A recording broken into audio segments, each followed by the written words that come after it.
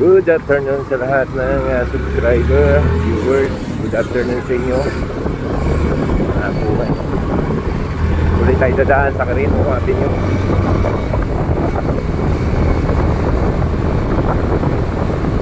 Ngayon ay linggo, kadating siyam sa buwan ng Mayo 2024. Tingnan natin ulit dito kung ano ang sitwasyon ng traffic dito sa Quirino. Kung yung ginagawang daan dito ay natapos na.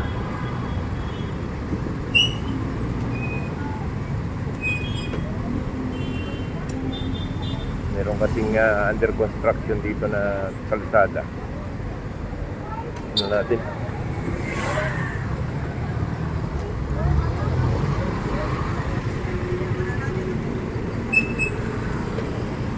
Easy ang mga tao. Hindi pa rin tapos.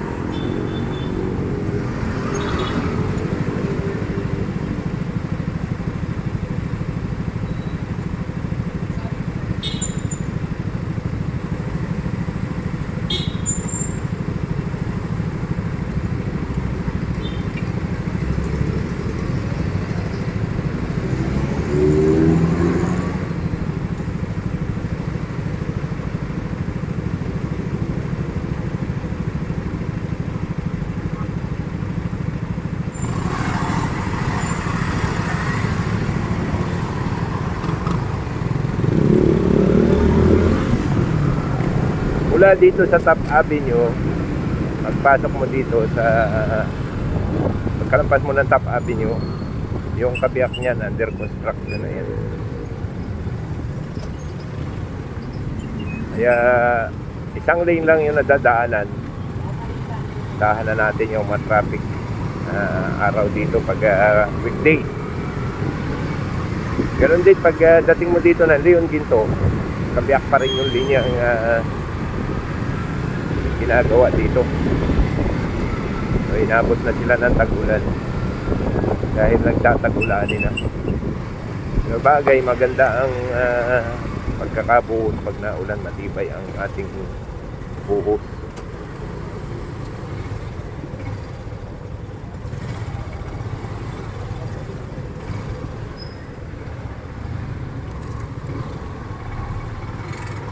Dito naman dito sa may bandang dulo, bago dumating ng San Marcelino, ayan, may buhos na siya. Hindi ko lang alam kung doon sa bandang ulo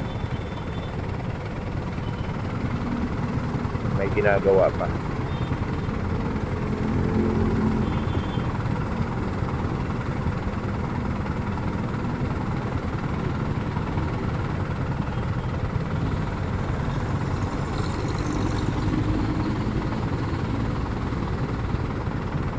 Dito ako ngayon dumaan para malaman natin kung possible ba na mag-traffic. Pero posible talaga, posible. Dahil pag weekday, alam naman natin na kahit dalawang lane yan, ma-traffic talaga yan. Yan pang isang lane halos yung madadaan na niya.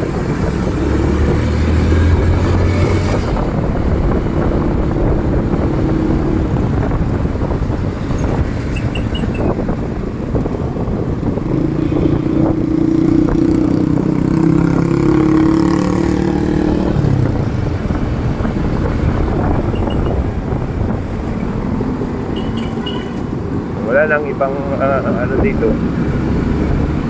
Uy, may parada dito ng imahe. Ayan. May karakul. Karakul ba tawag yan?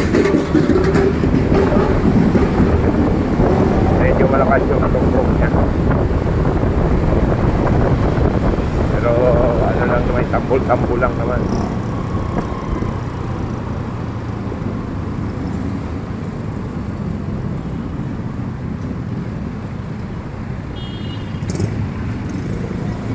Dito sa Osmeña Highway, ito yung umpisa ng Osmeña Highway galing Quirino. May ginagawa dito sa may gilid ng Osmeña Highway.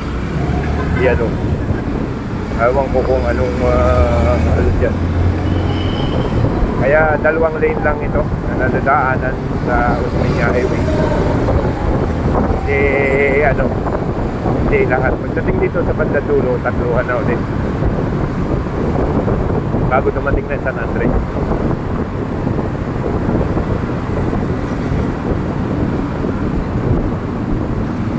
Maluwag na dito sa bandang dulo.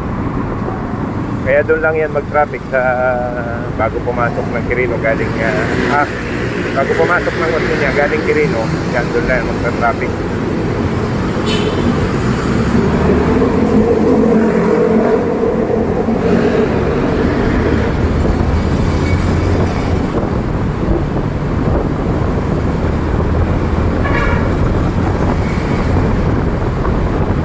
Sa Osmeña mayroong nadaan ito kaya talaga kahit linggo rito mapapansin nyo na marami pa rin mga sasakyan, marami pa rin yung bumabiyahe rito.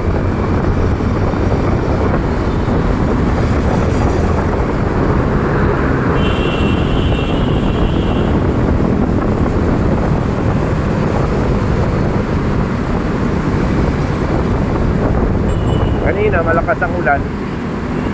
Ayan, nakikita nyo sa mga ano natin na may ulan, may tubig yung ating mga kalsada. Dahil bumuhos ang ulan kanina mga alas 12:30. Siguro malakas din dito. Kaya may tubig yung ating mga kalsada.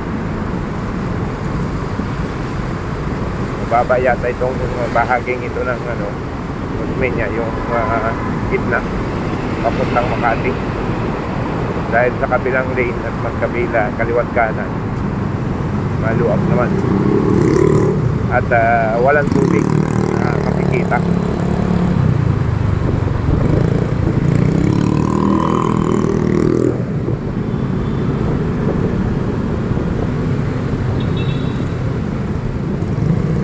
Ayan, paglampas natin ng release ng train, kita mo pa rin sa mga gilid ng kalsada yung tubig. Ibig sabihin nun, malakas din yung naging buhos ng ulan kanina.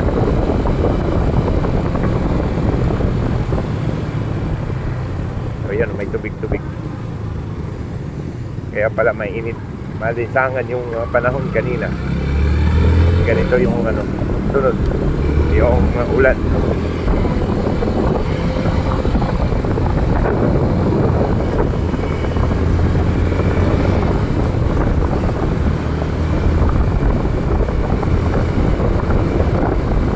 Kaya ugaliin na natin dala ng payo kaya kaputi para hindi naabutan tayo sa daan. Meron tayong panangga. Ulan man yan o init, payo, kaputi, pang ulan lang yun.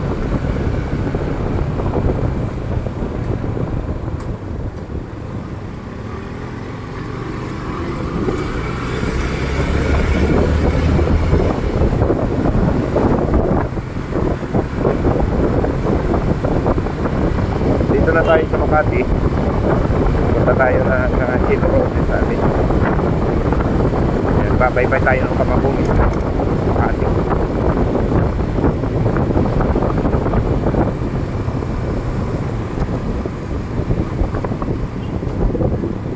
Kanina ang bango ko mga alas 12:30, malakas yung buhos ng ulan sa Malate. Kaya ganun din siguro dito sa Makati. Malakas. Mga tubig pa hanggang ngayon. Ibig sabihin, malawakan na ang ulan. Hindi mangilan-ngilan. Pang malawakan na.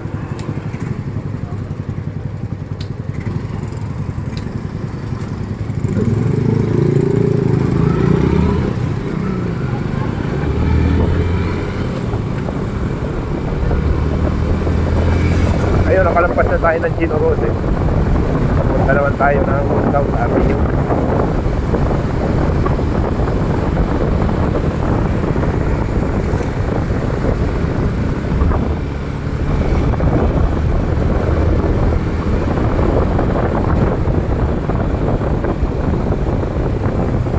South Avenue na. Pag pumunta ka dyan sa kaliwa, yan, papunta yan ng Metropolitan Avenue. Yung sa kanan, papunta yan ng Ayala Avenue. Dito naman yung papuntang south sa dadaanan ko.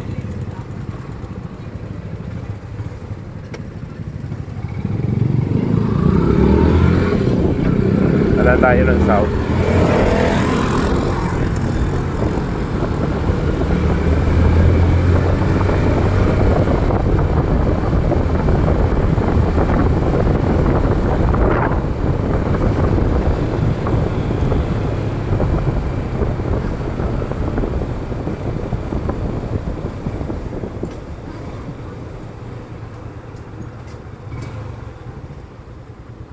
Ayan. Manila South Cemetery.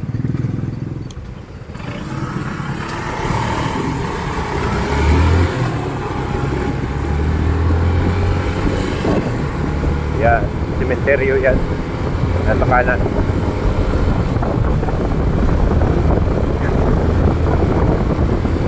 Yan yung Manila South Cemetery.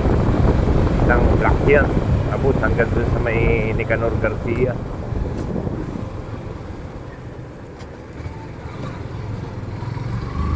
Yan. Kabila naman yung Olympia Village. Makati na ito.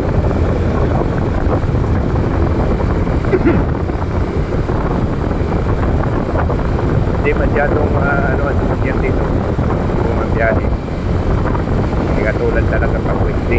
Mapapansin mo talagang halos hanggang doon sa itong Kalayaan na to, halos hanggang doon ang sasakyan sa South Avenue.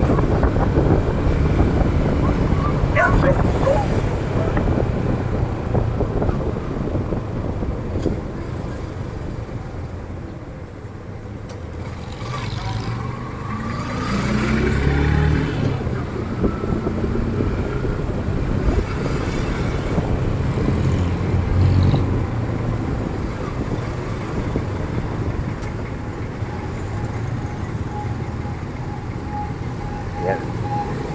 Nagtra-traffic naman dito dahil dito. Yan. Mga nakaparking sa gilid. Pero pagka yung linggo,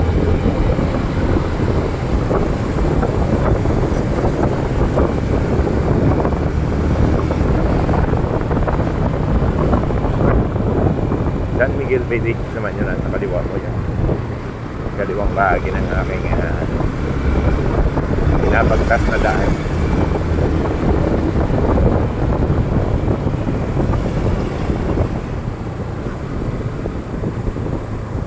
Ayun, nandito na tayo sa Kalayaan Loop Road.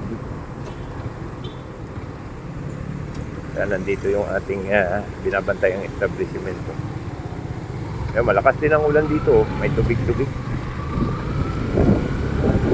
Sa lahat ng mga subscriber ko na nanonood ng aking live at saka video, salamat sa inyong suporta, mabuhay. Magandang gabi. Ganon din sa mga viewers ko, yung mga hindi pa nakakapag-subscribe sa aking channel pa, subscribe naman po. Thank you very much. Iwanan ko kayo ng isang magandang gabi at pagpalain tayo ng buong may kapal.